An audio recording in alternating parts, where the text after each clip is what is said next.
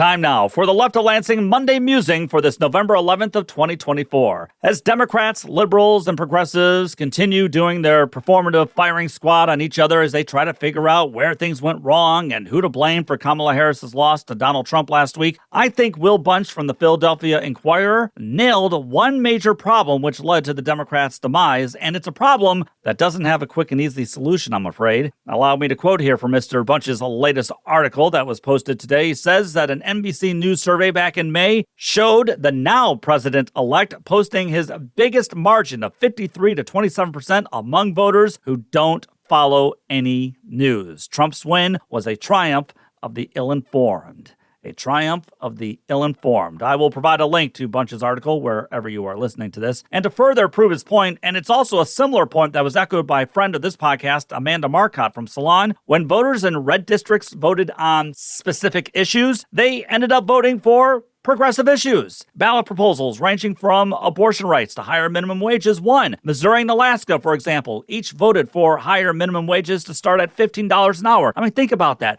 How many so-called pro-business groups, which are de facto MAGA Republican groups, how many of them have put out so much misinformation through the years about how higher minimum wages will raise prices and how higher wages will destroy the economy? If inflation was indeed one of the main reasons why voters decided to back Trump, then maybe the voters came to the same conclusion that I've always argued on this issue, and that is the federal minimum wage has remained stuck at $7 an hour, yet prices still rose through all the years anyway. How did keeping the wages low help them or their families? That's probably what they were asking themselves, and they were fed up and wanted more money to survive. They saw how corporations were experiencing a boon with their greedflation, and so they wanted a bit of it. And Missouri, Alaska, and Nebraska voted yes for paid sick leave as well. I mean, we're getting the same thing here in Michigan, by the way, but yet again, Republicans and their pro-business groups are working hard to water down those laws because Republicans are supposedly the working people's party, right?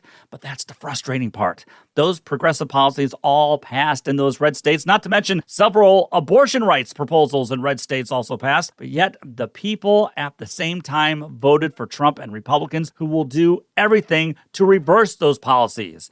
Michigan Advance's Susan Demise wrote in an article last month on the power of disinformation, how it was really driving a divide in this country, especially in this election. And this is what she wrote. She said, while they blur the lines of reality, they seem to be making the divisions in our country even sharper. They, by the way, meaning billionaires who run social media sites like Elon Musk is now doing, and those who push right-wing influencers and talkers online. Disinformation is the main driver of what went wrong for the Democrats. Yes, there are other issues. There were other problems and there are other mistakes, and we can talk all about them. But disinformation is how you can get people voting for progressive causes, and then on the same ballot, they vote for people like Trump who will do everything to hurt and block those causes from ever taking place. And I'll conclude here with Will Bunch's article in which he wrote, the American experiment will be comatose at best until we can start debating these issues from a place of reality.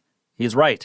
How we get to that place where we can talk about these issues in the same realities is something I cannot solve on my own. Hey, I am open to all of your ideas, but I am hoping that this podcast will help in getting us back to that kind of reality here in Michigan.